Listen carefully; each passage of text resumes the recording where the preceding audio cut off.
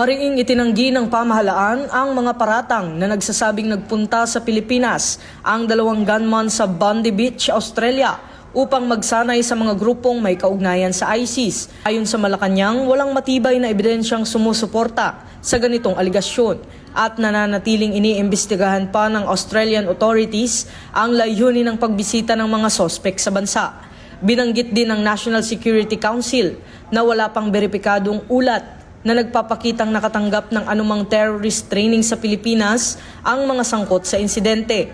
Sa huli, nananawagan ng PNP at Malacanang sa responsableng pagpapahayag. Iginiit na ang kapayapaan at seguridad sa bansa ay nananatiling mahigpit na binabantayan sa tulong ng lokal at international partners. Ito ang bagong PNP para sa bagong Pilipinas, serbisyong mabilis, tapat at nararamdaman.